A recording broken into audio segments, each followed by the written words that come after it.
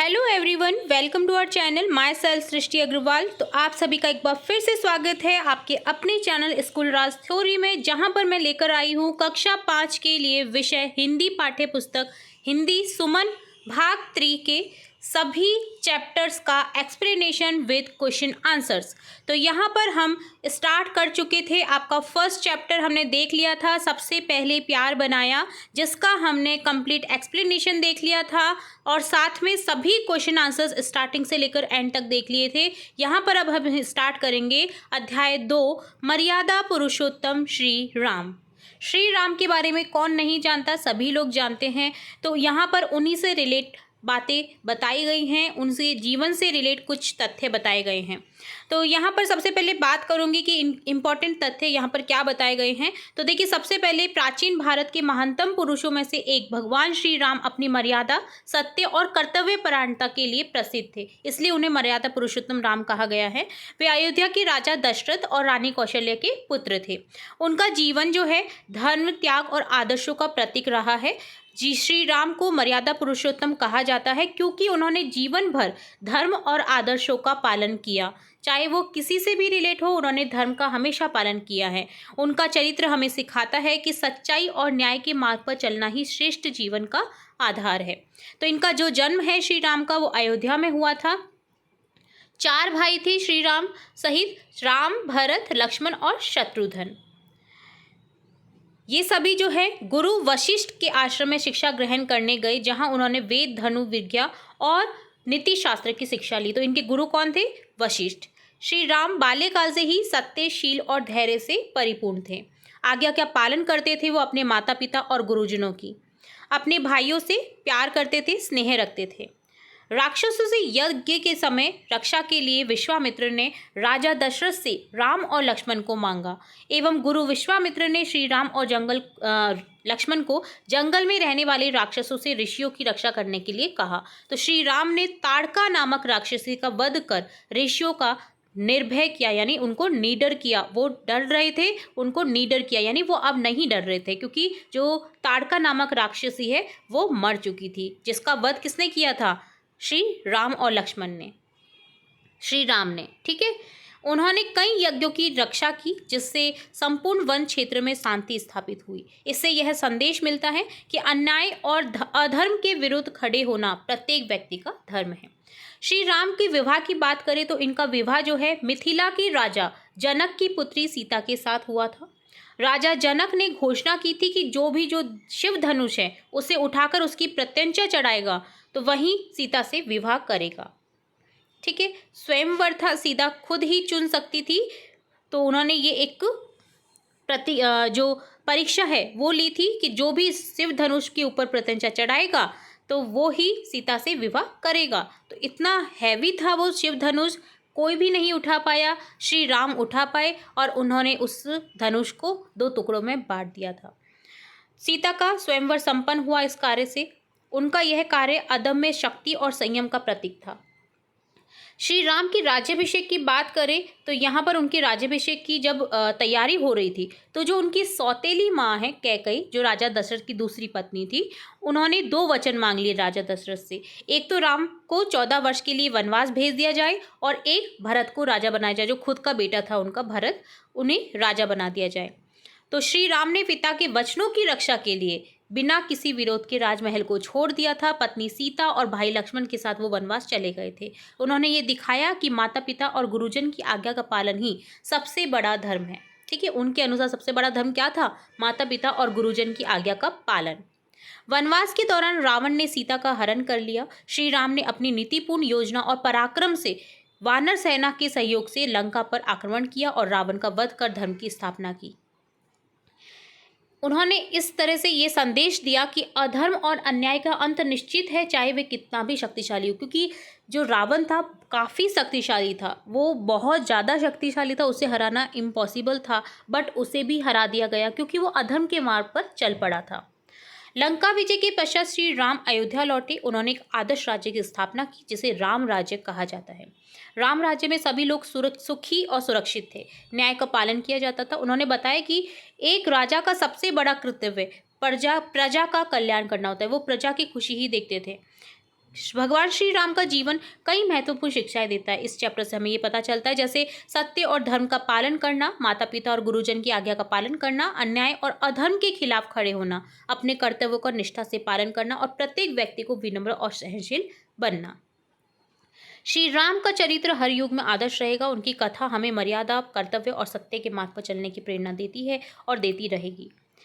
तो ये था श्री राम से रिलेटेड कुछ इम्पॉर्टेंट तथ्य इस चैप्टर में जो दिए गए हैं। ठीक है, अब यहाँ पर बात करेंगे हम जो पॉइंट्स है इस चैप्टर के नोट्स की बात करेंगे, जिन्हें आपको याद रखना है। क्या इंपॉर्टेंट नोट्स हैं वो हम देख लेते हैं, जिन्हें आप लिख सकते हैं, अपनी नोटबुक में नोट कर सकते हैं। जैसे राम का अर्थ क्या होता है? सुंदर या मन भावन। मर्यादा पुरुषोत्तम किसे कहा जाता है? राम को मर्यादा पुरुषोत्तम कहा जाता है क्योंकि उन्होंने हमेशा मर्यादा, सत्य, न्याय और धर्म का पालन किया। राम के गुणों की बात करें तो राम एक आदर्श पुत्र, पति, भाई और राजा थे। हाँ, उन्होंने हमेशा दूसरों की भलाई के बारे में सोचा, कभी किसी का बुरा नहीं चाहा। राम का जो जीवन था वो हमें सिखाता है कि हमें हमेशा सच्चाई, ईमानदारी और धर्म के मार्ग पर चलना चाहिए। राम का महत्व क्या है हमारी भारतीय संस्कृति में? तो बहुत महत्वपूर्ण स्थान रखते हैं वो। उन्हें भगवान के रूप में पूजा जाता है। उनके जीवन से हमें प्रेरणा मिलती है। जो विशिष्ट घटनाएं हुई थी उनके जीवन काल की, जिनका बात करेंगे तो देखिए, राम का जन्म अयोध्या में हुआ था। राम का विवाह सीता से हुआ था। राम को 14 वर्ष का वनवास हुआ था। राम ने रावण को मारकर लंका पर विजय प्राप्त की थी और राम अयोध्या के राजा बने थे। तो ये इंपॉर्टेंट तथ्य हैं राम से रिलेटेड। अब देखिए, सीख क्या मिलती है राम के जीवन से? तो राम का जीवन हमें सिखाता है कि हमें हमेशा सत्य, न्याय और धर्म के मार्ग पर चलना चाहिए, चाहे परिस्थितियां कितनी भी कठिन क्यों ना हो। ये अध्याय जो है आप लोगों को राम के जीवन और उनके गुणों के बारे में सिखा रहा है, जिससे उनके अच्छे नैतिक मूल्यों को आपको अपनाने की प्रेरणा मिले। तो इस तरह से ये आपके नोट्स होते हैं डन। अब देखेंगे इस चैप्टर के सभी अभ्यास कार्य, सभी क्वेश्चन आंसर्स। ठीक है, सबसे पहले बात करेंगे आओ बात करें, जिसमें आपको 5 क्वेश्चन दिए गए हैं। प्रत्येक क्वेश्चन को हम बारी बारी से देखेंगे। सबसे पहला क्वेश्चन है, प्राचीन समय के गुरुकुलों में किस तरह की शिक्षा दी जाती होगी? तो प्राचीन समय में गुरुकुलों में ऋषि मुनि शिष्यों को अपने समक्ष रखकर उन्हें अपने परिवार का हिस्सा बनाकर शिक्षा प्रदान करते थे। ऋषि मुनि जो हैं वो अपने पास ही रखते थे स्टूडेंट्स को, घर नहीं भेजते थे। वो अपना परिवार मान करके उनका लालन पोषण करते थे और उन्हें वहाँ पर शिक्षा देते थे। यह प्रणाली छात्रों को आध्यात्मिक, नैतिक और शारीरिक शिक्षा सहित सर्वांगीण विकास करने पर केंद्रित थी। चाहे वो राजकुमार हो, चाहे वो गरीब का बच्चा हो, बट एक साथ पढ़ते थे। एक साथ उन्हें चूल्हा चौका के लिए एक साथ लकड़ियाँ इकट्ठी करनी होती थी, एक साथ उन्हें खाना पकाना होता था। तो इससे क्या पता चलता है? इससे उनका जो नैतिक और शारीरिक विकास होता है वो अच्छा बना रहता था, जिससे ईमानदारी, सम्मान, करुणा और अनुशासन जैसे मूल्यों पर जोर दिया जाता था। ठीक है, सेकंड क्वेश्चन है, वनवास के दौरान श्री राम को किन किन कठिनाइयों का सामना करना पड़ा होगा? तो जैसा कि आपको पता है, श्री राम को 14 वर्ष का वनवास हुआ था। तो उस दौरान उन्हें क्या क्या कठिनाई हुई थी वो आपको लिखना है। जैसे वनवास के दौरान श्री राम को राक्षसों और हिंसक पशुओं से अपनी रक्षा करनी पड़ी होगी, क्योंकि जंगल में हिंसक पशु भी रहते हैं और राक्षस भी आते रहते थे। उन्हें कांटों और कंकरीली भूमि पर चलना पड़ा होगा, क्योंकि वो चप्पल जो है खड़गे का यूज़ करते थे बट कई बार नहीं करते थे।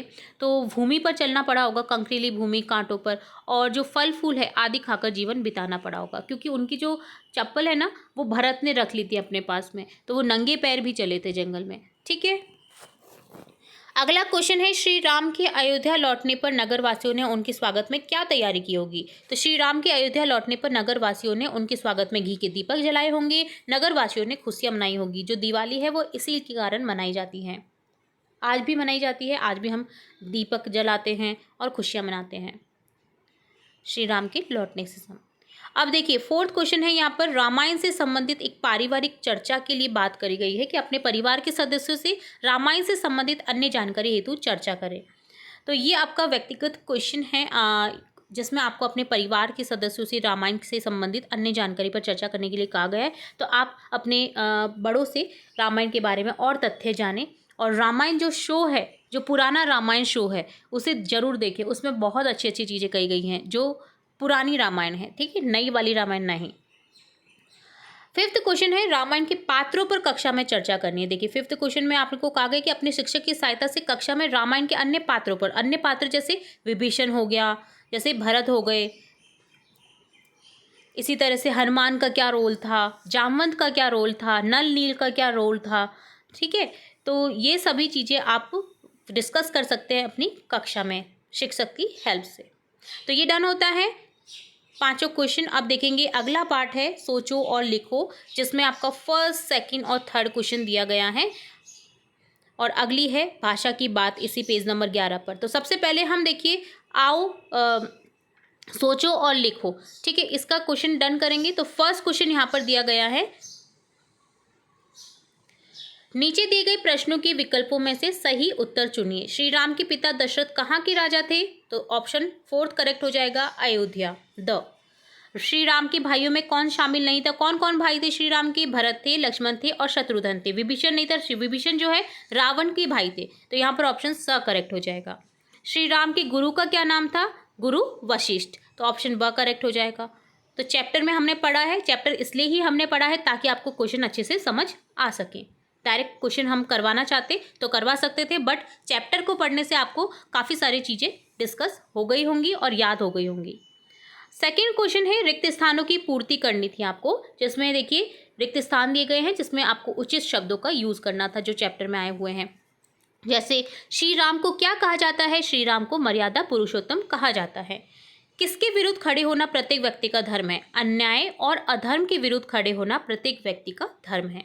राम को कितने वर्षों के लिए वनवास भेज दिया गया? राम को 14 वर्षों के लिए वनवास भेज दिया गया। माता पिता और गुरुजन की क्या करना ही सबसे बड़ा धर्म है? माता पिता और गुरुजन की आज्ञा का पालन ही सबसे बड़ा धर्म है। तो ये होता है सेकंड क्वेश्चन डन। अगला क्वेश्चन देखेंगे थर्ड क्वेश्चन, जिसमें आपको प्रश्नों के उत्तर एक या दो पंक्ति में देना है, ठीक है, ज़्यादा बड़े नहीं देने हैं। 4 क्वेश्चन है, चारों ही क्वेश्चन के हम बारी बारी से आंसर देखेंगे। फर्स्ट क्वेश्चन है श्री राम का चरित्र हमें क्या सिखाता है? आंसर लिखेंगे श्री राम का चरित्र हमें सिखाता है कि सच्चाई और न्याय के मार्ग पर चलना ही श्रेष्ठ जीवन का आधार है। सेकंड क्वेश्चन है लंका विजय में श्री राम का सहयोग किस किसने किया?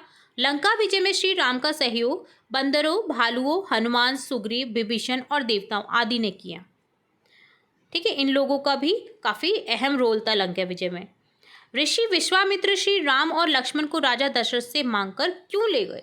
ऋषि विश्वामित्र श्री राम और लक्ष्मण को राजा दशरथ से जंगल में रहने वाले राक्षसों से ऋषि मुनियों की रक्षा करने के लिए ले गए, जहां पर उन्होंने ताड़का नामक जो राक्षसी थी उसका भी वध किया था।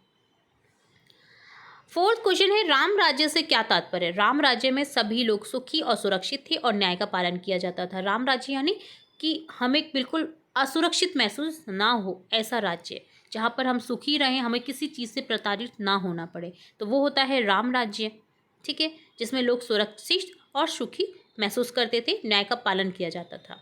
तो ये डन होता है आपका पार्ट। अब देखेंगे अगला पार्ट जो है आपका भाषा की बात, जिसमें देखिए एक क्वेश्चन तो आपका पेज नंबर 11 पर है, 11 पर है और सभी क्वेश्चन आपके पेज नंबर 12 पर है। तो यहाँ पर देखिए हम बारी बारी से भाषा की बात के क्वेश्चंस डन करेंगे। फर्स्ट क्वेश्चन है विशेषता बताने वाले शब्द लिखिए। यहाँ पर देखिए महान, शिव धनुष और कठिन कार्य, यहाँ पर कौन विशेषता बता रहा है, किसकी विशेषता बता रहा है वो आपको बताना है। तो महान शिव धनुष, शिव धनुष की क्या विशेषता है कि वह महान है, तो यह शब्द शिव धनुष की विशेषता बता रहा है, यानी यह एक गुणवाचक विशेषण है जो इसकी विशालता या महत्व को दर्शाता है। आपको ये समझना है, आपको बस आंसर में लिखना है महान, ठीक है, जो कि विशेषता बता रहा है शिव धनुष की। कैसा शिव धनुष है? महान शिव धनुष है। अगर कैसा का आंसर आ रहा है तो वो विशेषता बताने वाला शब्द है। कठिन कार्य, कैसा कार्य है? कठिन कार्य है, तो यह शब्द कार्य की विशेषता बता रहा है, यानी एक गुणवाचक विशेषण है जो उसकी प्रकृति या मुश्किलता को दर्शाता है। अगला सेकंड क्वेश्चन है नीचे दिए गए वाक्यों में से विशेषता बताने वाले शब्द छांटकर लिखिए। तो यहाँ पर भी आपको क्या करना है, विशेषता बताने वाले शब्दों को छांटना है। जैसे हमने ऊपर देखा, जैसे कार्य की विशेषता है कि वह कठिन है, शिव धनुष की विशेषता है कि वह महान है। कैसा शिव धनुष है? महान। कैसा कार्य है? कठिन। कैसा का आंसर मिल रहा है? तो यहाँ पर इसी तरह से हम देखेंगे, जैसे यह किताब बहुत रोचक है। कैसी है कि ये किताब? रोचक। कैसा लड़का है? ईमानदार। यह फूल सुंदर और सुगंधित है। कैसे है? सुंदर और सुगंधित। सूरज चमक रहा है, तो कैसे चमक रहा है? तेज। गीता एक मेहनती छात्रा है। कैसी छात्रा है? मेहनती। तो इसी तरह से हमें आंसर देखना है। इस तरह से देखिए, यह किताब बहुत रोचक है। रोचक यहाँ पर विशेषता बताने वाला शब्द हो जाएगा, विशेष्य। इसी तरह से विशेषण जो है इसका इसी तरह से मोहन ईमानदार लड़का है, इसकी विशेषता बता रहा है ईमानदार।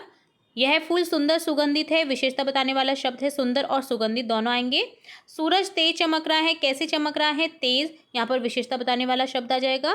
गीता एक मेहनती छात्रा है, कैसी छात्रा है? मेहनती, तो यहाँ पर इस तरह से हम लिख देंगे। तो ये डन होता है आपका सेकेंड क्वेश्चन। नेक्स्ट देखेंगे, नेक्स्ट थर्ड क्वेश्चन की बात करेंगे। निम्नलिखित शब्दों के समान अर्थ वाले शब्द लिखिए। समान अर्थ वाले शब्द लिखने हैं, यानी आपको पर्यायवाची लिखने हैं। पुराना, बेटा, निडर, काम, रास्ता, जो कि इसी चैप्टर में आपको मिलेंगे कई शब्द। ठीक है, जैसे पुराना का वृद्ध, प्राचीन, जीर्ण, बेटा पुत्र, सुत, आत्मज, निडर निर्भय, साहसी, बहादुर। आपने देखा निर्भय हो गए सभी ऋषि, क्यों? क्योंकि जो राक्षसी थी वो उसका वध कर दिया गया था राम के द्वारा। तो यहाँ पर निर्भय अर्थात निडर, डर नहीं लगना, साहसी, बहादुर।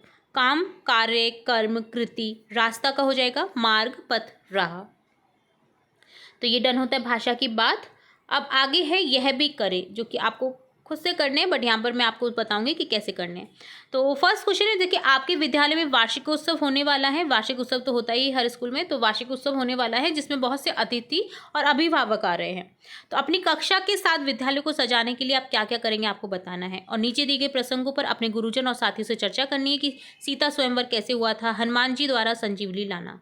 ठीक है, तो यहाँ पर सबसे पहले इस क्वेश्चन की बात करेंगे कि वार्षिक उत्सव के लिए आपको सजाने के उपाय क्या क्या करने हैं। तो कक्षा और विद्यालय की सजावट में देखिए आप अपनी कक्षा को रंगीन कागजों, गुब्बारों, फूलों और थीम आधारित सजावट से सजा सकते हैं। विद्यालय के प्रवेश द्वार, मुख्य हॉल को मूलों की माला, रोशनी और बैनरों से सजाया जा सकता है। विभिन्न कक्षाओं के छात्रों द्वारा बनाई गई कला शिल्प के नमूनों को प्रदर्शित किया जा सकता है। एक विशेष फोटो बूथ बनाया जा सकता है जहाँ अतिथि और अभिभावक तस्वीरें ले सकें। ठीक है, चर्चा के विषय में बात करेंगे तो सीता स्वयंवर जो कि हुआ था मिथिला की राजा जनक की पुत्री की सीता के विवाह में। ठीक है, इस प्रसंग में भगवान राम द्वारा शिव धनुष तोड़ने और माता सीता से विवाह करने की कहानी शामिल है। आप इस घटना के महत्व, राम की पराक्रम, स्वयंवर की परंपरा पर चर्चा कर सकते हैं अपने टीचर से, अपने जो पेरेंट्स हैं उनसे। हनुमान जी द्वारा संजीवनी लाना, आपको जैसा कि पता हो कि लक्ष्मण जी जब मूर्छित हो गए थे तो हनुमान जी संजीवनी बूटी लेने गए थे, जहाँ पर वो पूरा पहाड़ उठा लाए थे जिसमें से वो संजीवनी बूटी मिल सके और उनका जो इलाज है वो हो सके। तो यह प्रसंग रामायण का एक महत्वपूर्ण हिस्सा है जहाँ हनुमान जी लक्ष्मण के जीवन को बचाने के लिए संजीवनी बूटी लाते हैं। आप हनुमान जी की भक्ति, साहस, संजीवनी बूटी की महत्व पर चर्चा कर सकते हैं। तो इस तरह से डन होते हैं सभी क्वेश्चन आंसर्स इस चैप्टर से रिलेटेड। यहाँ पर एक पार्ट है आपको पढ़ने के लिए दिया गया है जिसमें एक सुंदर सी कविता है, तो हम पढ़ेंगे इसे। दिवाली से रिलेटेड है तो हम जरूर से पढ़ेंगे इसे। तो चलिए पढ़ते हैं। आई दिवाली, भर भर खुशियाँ लाई दिवाली। कार्तिक मास अमावस्या को दिवाली मनाते हैं। राम सिया लक्ष्मण घर लौटे, घी के दीप जलाते हैं। सत्य, न्याय और धर्म की जय हो, बीत जाए रातें काली। आई दिवाली, भारतवर्ष में फिर से आए राम राज्य और खुशहाली। आई दिवाली, भर भर खुशियाँ लाई दिवाली। तो ये दिवाली से रिलेटेड सुंदर सी कविता है जिसे आप अपनी बाल सभा में सुना सकते हैं। तो ये डन होता है आपका कंप्लीट चैप्टर, जहाँ पर हमने देखा स्टार्टिंग से लेकर एंड तक सभी क्वेश्चन के आंसर, साथ ही हमने विश्लेषण देखा इस पूरे चैप्टर का। तो होप सो आपको पूरा जो वीडियो है वो अच्छे से समझ आया होगा। फिर भी अगर कहीं डाउट रहता है तो आप कमेंट बॉक्स में कमेंट करके पूछ सकते हैं। आपका अपना चैनल है, आप बेहिचक कोई भी क्वेरी अपने रिलेटेड जो है चैप्टर से रिलेटेड या किसी भी सब्जेक्ट से रिलेटेड वो आप पूछ सकते हैं। तो फिर मिलेंगे हम अध्याय 3 के साथ, तब तक के लिए धन्यवाद।